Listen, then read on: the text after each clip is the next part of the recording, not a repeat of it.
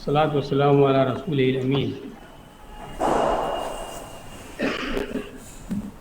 آپ نے کئی دفعہ یہ مقولہ سنا قرآن کے بارے میں کہ لا تفنا عجائب ہو یا لا تنقض عجائب ہو، اسی کا ایک نمونہ یہ مختصر تحریر بھی ہے کہ کس طرح سے معاشی میدان میں بھی قرآن کے اندر وہ چیز پائی جاتی ہے جو دنیا کے کسی معاشی نظام میں نہیں نظر آتی، اور یہی چیز وجہ اعجاز ہے۔ ورنہ اگر یہ چیزیں اور بھی دنیاوی نظاموں میں پائی جائے تو پھر یہ یعنی اس میں اعجاز کی بات کیا رہی۔ اسی لیے جیسے جیسے علوم بڑھتے جا رہے ہیں اور علوم نئے نئے علوم پیدا ہوتے جا رہے ہیں، قرآن کے عجائب واضح ہوتے جا رہے ہیں، قرآن کی صداقت بھی واضح ہوتی جا رہی ہے، اور انسان پکار اٹھتا ہے ربنا ما خلقت ھذا باطلا، اے پروردگار تو نے اسے ناحق اور باطل نہیں پیدا کیا۔ آپ سبھی جانتے ہیں کہ قرآن میں بہت سی معاشی تعلیمات آئی ہوئی ہیں، زکوٰۃ کا حکم، سود کی ممانعت، وراثت کے احکام، فے اور غنیمت کی تقسیم کرنے کا اصول، فضول خرچی سے اجتناب وغیرہ وغیرہ۔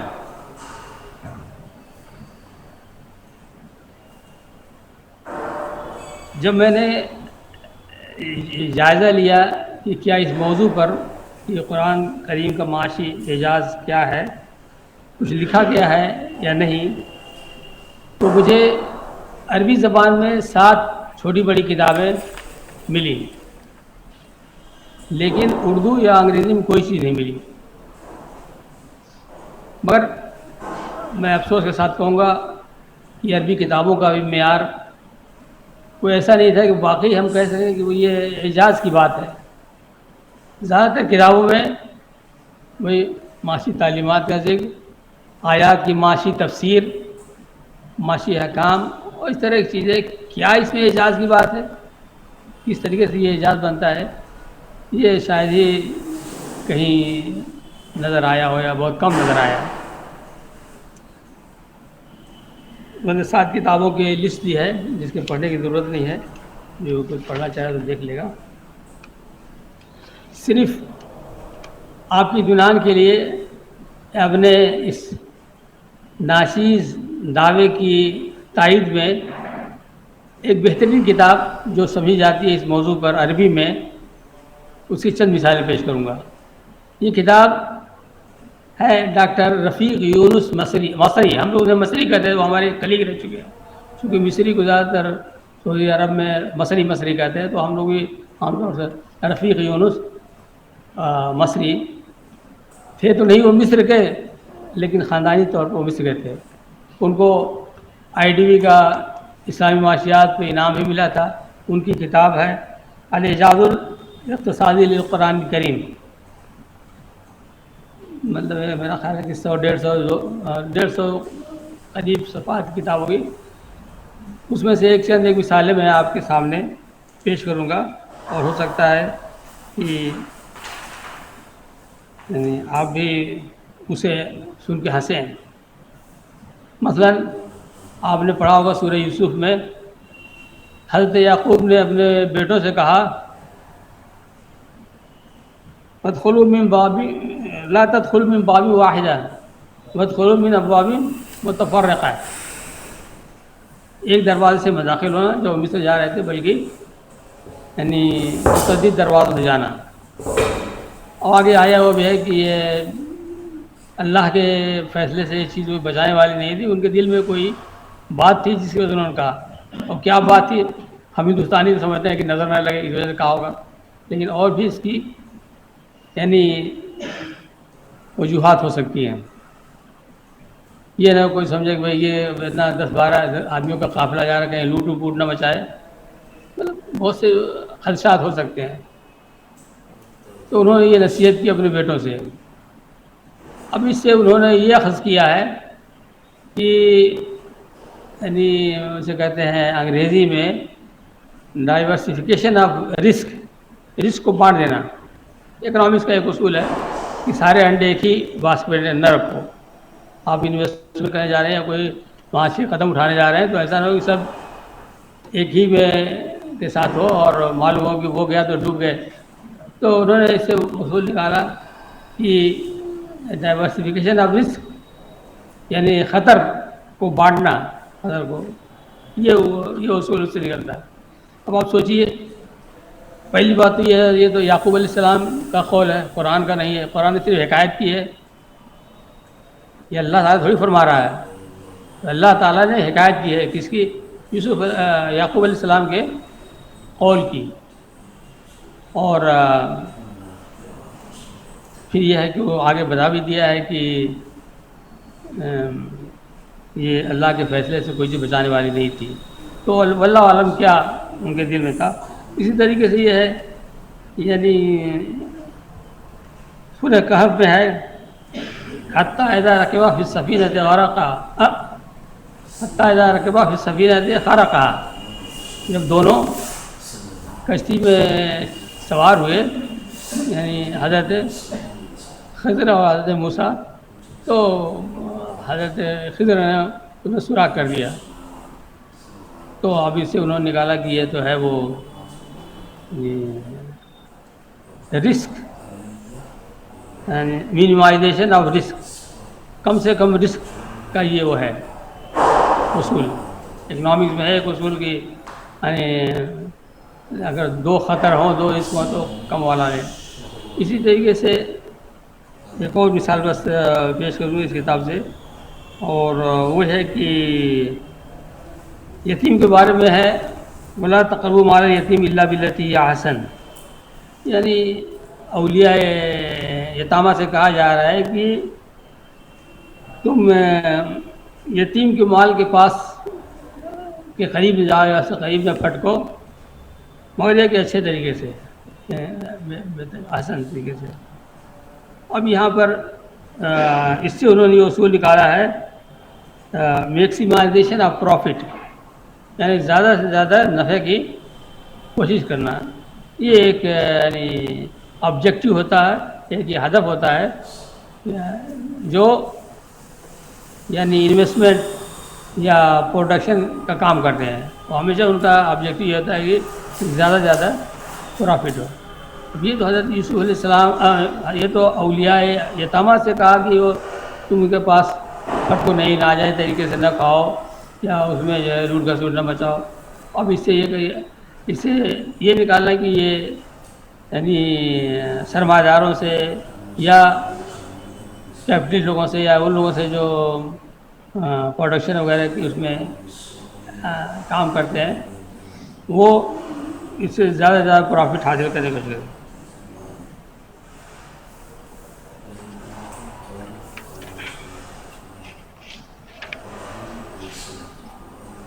تو اس طریقے سے اب ان 2-3 مثالوں پر میں یعنی اس آگے دوسری بات ذکر کروں گا. تو اور اسی طریقے کا حال دوسری کتابوں میں بھی ہے.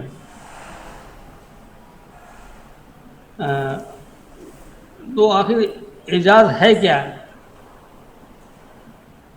یعنی جو میں نے غور کیا وہ کون سی بات ہے جس کو ہم معاشی اعجاز کہہ سکتے ہیں. بہت سے یہاں سسٹم پائے جاتے ہیں، سرمایہ داری ہے، ان کا بھی اپنا ایک نظام ہے، کمیونزم یا اشتراکیت ہے، ان کا بھی اپنا نظام ہے، اور بھی پرانے بہت سے نظام گزر چکے ہیں. تو وہ کیا چیز ہے جو ان کے یہاں نہیں پائی جاتی، جو قرآن نے پیش کیا ہے اور جو بہت مشکل ہے کہ وہ پا سکے، وہ پیش کر سکے؟ وہ چیز اصل میں ایجاد ہوگی. ایجاد کا مطلب کوئی ایسی چیز ہو جو کہ یعنی اور دوسرے لوگ نہ کر سکیں، نہ پیش آ سکیں. ورنہ کیا، انہیں ایجاد رہا کیا ہے؟ ایجاد کا مطلب چلیے میں اب بعد میں اس کا ذکر کروں گا. میرا شاید ابھی جو ہے وہ بتا دیجیے 5 منٹ پہلے ہی وہ ختم ہونے لگا تھا.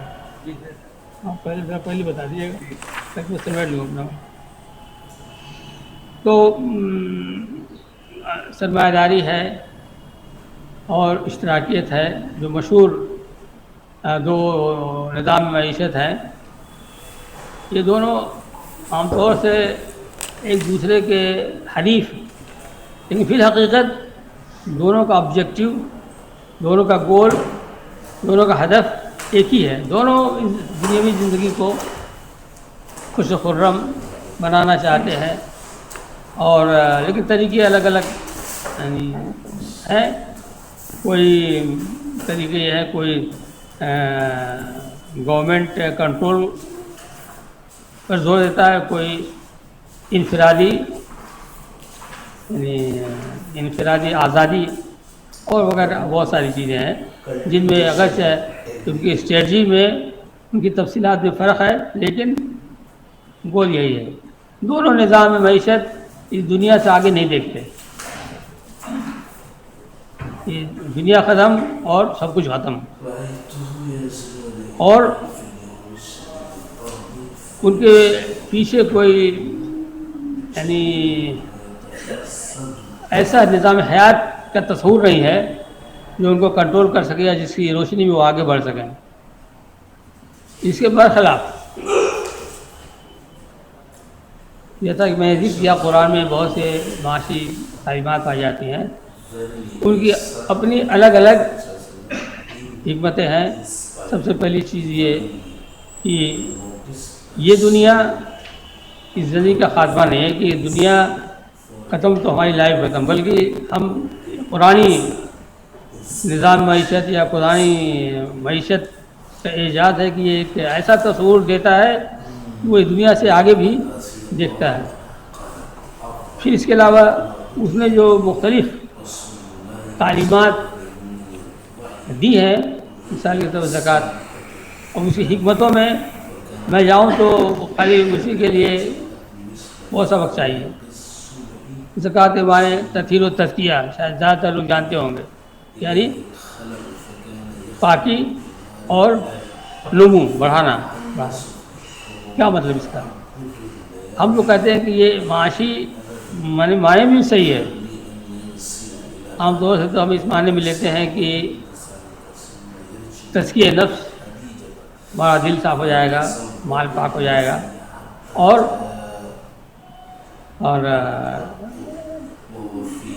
نمو ہوگا روحانی وغیرہ وغیرہ.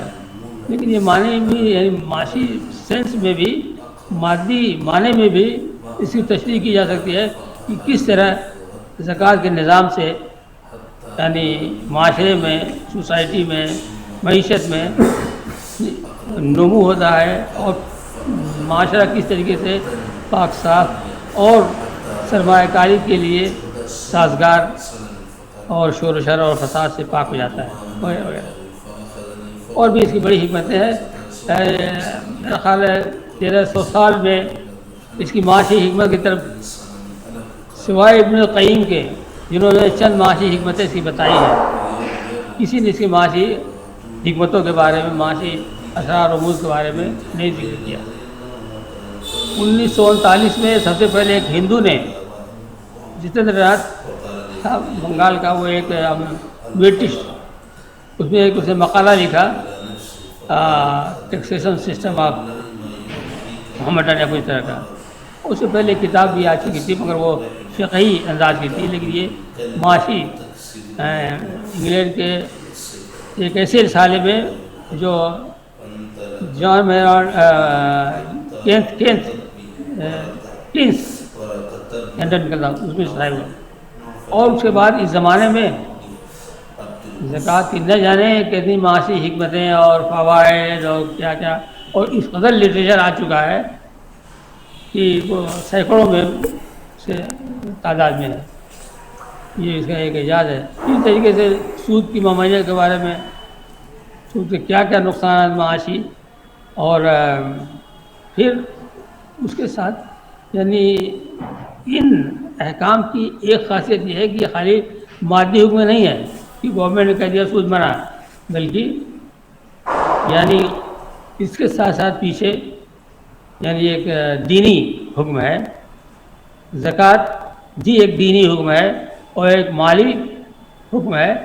اس کی وجہ سے بھی اس سسٹم میں جو یعنی چیز حاصل ہوتی ہے وہ دنیا کے کسی اور سسٹم میں، کسی اور نظام میں یعنی پائی نہیں جا سکتی، وہ اس سے قاصر ہے اور عاجز ہے۔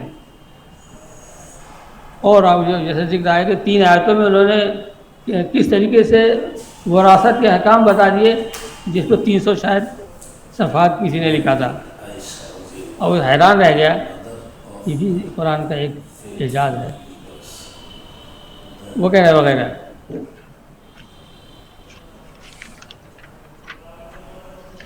تو یہ جو چیزیں ہیں یعنی الگ الگ ان کو بیان کر دینا، زکوٰۃ کا حکم، سود کی ممانعت، غنیمت اور فے کی تقسیم، وراثت کا حکم وغیرہ وغیرہ، تو یہ سب چیزیں جو ہے یعنی خود اپنی جگہ اہمیت کی حامل ہیں یعنی، لیکن میں نہیں سمجھتا کہ یہ کوئی بڑا اعجاز ہے۔ ہاں جب آخرت کا تصور شامل جاتا ہے تو ہم کہیں گے لیکن یہ ہو سکتا ہے۔ اس ناچیز کے نزدیک یعنی اعجاز یہ ہے کہ قرآن نے اس کو ایک معاشی نظام کے طور پر معتدل اور انصاف پر مبنی نظام کے طور پر دیا ہے، اور جو خصوصیات بعض جو میں نے گنائی ہیں وہ کسی اور سسٹم میں نہیں پائی جاتی اور نہ پائی جا سکتی ہیں، کیونکہ دوسرے سسٹم یعنی خالص مادیت پر مبنی ہے، ان کے یہاں آخرت کا تصور نہیں ہے، تو وہ کتنا بھی اس کو اپنائیں وہاں یہ پایا جانا بہت مشکل ہے۔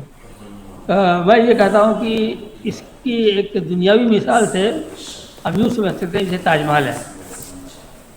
تاج محل دنیا کے عجائبات میں سے ایک ہے، تو اس میں یعنی نہایت ہی قیمتی پتھر، رنگ برنگ کے جواہرات وغیرہ لگے ہوئے ہیں، لیکن یہ ہیں ان کی اپنی جگہ اہمیت، لیکن عجائبات عالم میں اس کا شمار اس وجہ سے ہے کہ ایک اس عمارت کے اندر ایک نہایت یعنی اعتدال و حسین اور ایک یعنی بہت ہی اچھے انداز میں اس کی تعمیر ہوئی ہے۔ وہ پتھر اپنی جگہ قیمتی صحیح، لیکن یہ ہے کہ اعجاز کی حیثیت ان پتھروں کی نہیں ہے، بلکہ اس پوری عمارت کے حسن تعمیر میں ہم کہہ سکتے ہیں، اسے تعمیر میں ہے۔ تو اسی طریقے سے قرآن کی تعلیمات، معاشی تعلیمات آپ لکھ ڈالیے اور کہیے کہ یہ قرآن کا معاشی اعجاز ہے، تو ذرا سا بات اتنی جو ہے وہ کنونسنگ یا اتنی یعنی کنونسنگ یعنی اتنا یاد یعنی اطمینان بخش نہیں ہوتی ہے۔ لیکن اگر آپ اس کو پورے ایک نظام کے ساتھ دیکھیں تو واقعی یہ ایسی چیز ہے کہ دنیا کا کوئی سسٹم اس طرح کی چیز پیش کرنے سے قاصر ہے، اور یہ اصل میں اعجاز کی چیز ہے کہ اس کے اندر روحانیت بھی ہے، مادیت بھی ہے، اس دنیا کی کامیابی ہے اور آخرت کی کامیابی ہے۔ اس کے اندر یعنی اور بہت سی ایسی خصوصیات ہیں جو جس طرح کی خصوصیات ان دیگر نظام ہائے معیشت میں پایا جانا مشکل ہے، اور اس خاکسار کی رائے میں یہی عیسائی معاشیات کا اعجاز ہے۔ وآخر دعوانا الحمدللہ رب العالمین۔